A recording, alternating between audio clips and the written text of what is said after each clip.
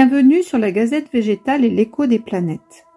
Comme nous l'avons vu dans la première gazette, le printemps est porteur de renouveau. C'est l'enfance de l'année avec son élan vers la vie que nous donne le bélier, le mode cardinal et l'élément feu. Aujourd'hui, nous allons parler du signe du taureau qui nous emmène à ancrer dans le concret les germinations, les intentions et projets, autant dans la nature que dans notre vie. Nous sommes avec ce signe du taureau dans le mode fixe, l'élémentaire. Les énergies s'ancrent dans la matière. Les racines se fixent dans le sol et nos projets se posent dans des actes concrets. Dans la nature, nous retrouvons cette force qui se pose et ces graines qui se fixent au sol pour grandir pleines de force et de vie, pleines de ressources nourricières pour la future plante en germination. Le taureau nous propose de prendre le temps de nous poser, de réfléchir sur ce qu'on a envie de mettre en place dans notre vie, de méditer sur les différentes possibilités et ainsi de pouvoir choisir en conscience nos fondations, notre ancrage et les directions à prendre pour l'année à venir. Le taureau est un signe puissant, posé, terrien et cartésien. Il aime les bonnes choses de la vie, c'est un épicurien. La nourriture, le corps, les plaisirs, la terre, la nature, les animaux sont les symboles du taureau. Dans la mythologie, la déesse associée au taureau est Aphrodite. Déesse de la fertilité, du désir, du sexe, des plaisirs. Ici, Vénus est la planète maîtresse du signe du taureau. Elle symbolise l'amour, la sensualité, les arts, la capacité à harmoniser. Elle régit également le signe de la balance dans une énergie différente et nous le découvrirons lors d'une prochaine gazette. Vénus est la relation à ce qui nous est extérieur. On pourrait la symboliser par la phrase « je désire » dans le sens « je reçois des autres », en parallèle avec Mars que l'on a vu précédemment, qui était l'action même et la phrase plutôt « j'envoie aux autres ». Mars agit souvent pour les désirs de Vénus et du Soleil, c'est une grande famille. En Ayurveda, Vénus est liée à Kapha et à Vata. Son métal est le cuivre et le jour de la semaine est vendredi. Nous retrouvons avec Vénus les élans du taureau pour le beau, les plaisirs, le confort. Vénus et le taureau nous proposent de travailler notre confiance en nous, nos valeurs, que ce soit l'estime de soi, mais aussi notre rapport à l'argent et aux biens matériels. C'est aussi la reconnexion à son corps, que ce soit par la nourriture, le sexe, les soins du corps. Observer Vénus dans votre carte natale vous indiquera comment nourrir, que ce soit intellectuellement, physiquement ou spirituellement, tout votre être. On peut dire que l'on passe de l'énergie « je suis » du bélier à celle du « je possède » j'ai du taureau. Psychologiquement, les taureaux sont dotés d'un fort sens pratique, d'un esprit structuré pour mettre en place les choses et voir les étapes à atteindre pour un objectif. Ils sont stables, patients et possèdent une bonne mémoire. Ils se relient facilement à leur sens pour mettre en relation aux autres ceux qui les entourent. Dans l'aspect le plus sombre, les taureaux peuvent être entêtés, jaloux, rigides, en désir de contrôle. Ils peuvent avoir une faible estime de soi et des obsessions. Le processus d'évolution de ce signe sera d'apprendre à intégrer les changements et leur dynamique, à surmonter les peurs du manque dans tous les domaines et se débarrasser des schémas et des conditionnements, notamment familiaux. Dans le thème, le taureau est en lien avec la maison 2, dans laquelle vous retrouverez les liens aux valeurs matérielles, aux objets, aux acquisitions, mais aussi aux attachements, nous questionnant sur qu'est-ce qu'il y a de la valeur dans notre vie et quelle est notre propre valeur. Énergétiquement, les taureaux sont de constitution humide et chaud, mais ils peuvent aller vers le froid quand il y a stagnation, qui l'amènera au refroidissement, ceci physiquement ou psychologiquement. On aura donc deux tendances. Le taureau terre, qui sera grand, large et musclé, et le taureau plutôt Vénus, plus mince, plus froid. Au niveau des organes, le signe du taureau va régir le cou, la gorge, les amygdales, les oreilles, les cordes vocales, la thyroïde, la voix, les glandes salivaires, les veines jugulaires et les nerfs cervicaux, mais aussi le système lymphatique et en lien avec Vénus, les reins et la peau. Aujourd'hui, je vous propose d'aller rencontrer 3 plantes liées à cette période d'enracinement, de stabilité, dans cette magnifique énergie du taureau et de Vénus. Commençons avec le calendula ou souci, Calendula arvensis en latin. qui veut dire qui suit le soleil. Le calendula est une plante de la famille des astéracées, famille très commune et l'une des plus abondantes. Nous retrouvons dans cette famille notamment le pissenlit, très facile à reconnaître. Son lien est souvent attribué au soleil, signe du lion, ou au solstice d'été. Mais je vous le présente aujourd'hui avec le taureau car c'est une plante qui aidera beaucoup les natifs de ce signe par rapport à la fluidité dont je vous parle un peu plus loin. Nous le retrouvons sauvage ou cultivé. Vous reconnaîtrez le cultivé car il est plus grand en taille et sa fleur est aussi plus imposante. Sa tige est dressée à environ 30 à 50 cm. Ses feuilles sont épaisses et ses capitules jaunes orangés avec des doubles fleurs en languette et un cœur de fleurs en tubule. Son goût est amer et doux à la fois. On utilisera ces fleurs qui suivent le soleil, comme la pâquerette vue le mois dernier. Elle s'ouvre le matin et se ferme le soir. Dans la mythologie grecque, elle représente les 4 nymphes amoureuses de Zeus, échangées par Artémis jalouse en fleurs blanches. Apollon, voyant ça et fâché, posa sur chacune la couleur chaude du soleil couchant, leur donnant ce jaune orangé. Depuis, elles suivent le soleil du matin au soir, toujours en amour pour lui. Cette couleur est en lien avec le chakra sacré, la créativité, la sexualité, la féminité. On peut ressentir cette énergie solaire dans notre utérus et dans tout notre bassin.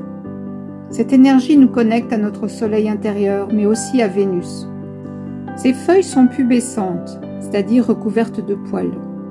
Et le réceptacle de la fleur, vert et résineux, et il colle un peu au doigt. On utilise les fleurs comme modulatrices de l'inflammation, lymphatique.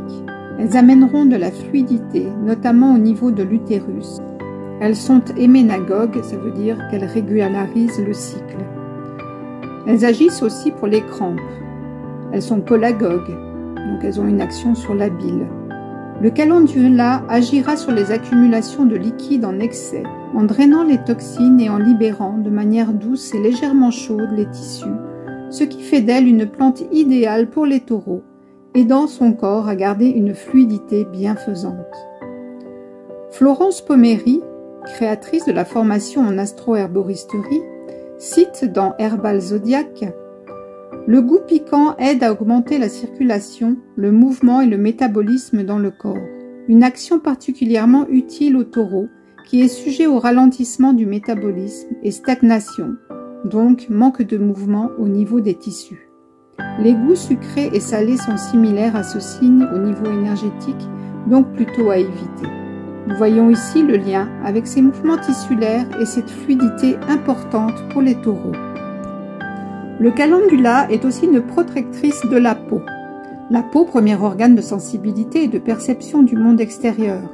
Elle nous permet de nous relier à ce qui nous entoure.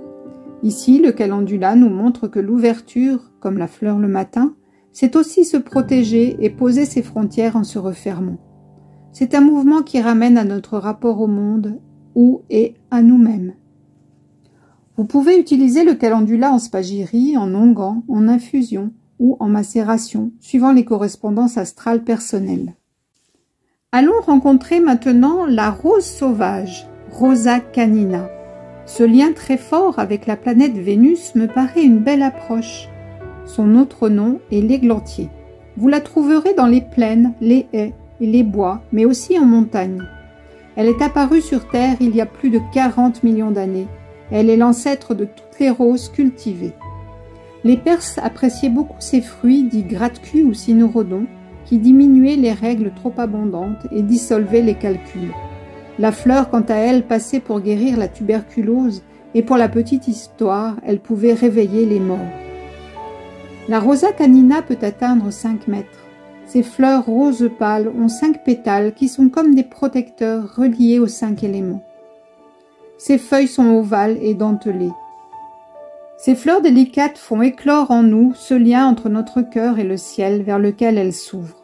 On l'associe à l'amour, à la beauté, au plaisir, à la sensualité, à l'expression créative, tout comme Vénus. Leur fragrance subtile nous enveloppe d'harmonie et de douceur. Elle calme la colère, elle canalise les débordements et stimule la créativité. L'infusion de fleurs conviendra bien aux personnes dont l'énergie est débordante et pour celles qui ne parviennent toujours pas à contrôler les excès d'humeur, les peurs, les angoisses, mais aussi pour des personnes apathiques ou déprimées, offrant à celles-ci le courage de pouvoir exprimer leurs choix et prendre leur vie en main. L'image que donne Marine Lafont, la créatrice du tarot des plantes sauvages, est le déploiement de vigoureux rameaux vers le ciel qui, après s'être hissés au plus haut, se recourbent vers la terre pour refaire des racines. Quel bel exemple de force de vie! L'églantier concilie donc ces deux forces de ténacité et de douceur et agira sur notre corps de la même manière. C'est la plante des équilibres des instincts et de la force vitale. Elle réconfortera les cœurs meurtris et les deuils de toutes sortes avec son élixir floral. La médecine de la rose incarne ces forces de Vénus dans la façon dont elle guérit les traumas du passé liés à la fermeture des cœurs blessés ou brisés. Elle nettoie et purifie nos blocages et nos blessures. Elle nous apprend à ouvrir notre cœur tout en gardant notre essence protégée, à son image, ouverte au monde mais protégée par son entourage épineux. Elle nous enseigne cette ouverture en sachant garder notre liberté de choix, ce qui nous permet de rester en veille, gardiens de notre espace vital et de nos limites.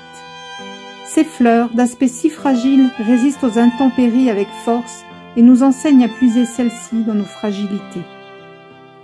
Elle sera active aussi sur notre peau en l'adoucissant, en lui redonnant du tonus, et son macérat huileux embellira notre corps de sensualité et pansera les blessures du féminin sacré en décongestionnant celle-ci et notre utérus. La rose revivifie notre libido permettant au désir de s'épanouir. C'est une plante qui nous permet de travailler et d'augmenter notre reliance subtile pour communiquer avec l'esprit des plantes et de la nature. Prendre soin de la terre, c'est prendre soin de nous. L'églantier est lié au 2e et au 6e chakra. Ses fleurs liées à Vénus, à l'élément air, tandis que ses fruits sont liés à la terre, au feu et à Mars. Ils sont de couleur rouge-orangé et appelés cynorrhodons. On les récolte de fin octobre à fin janvier environ.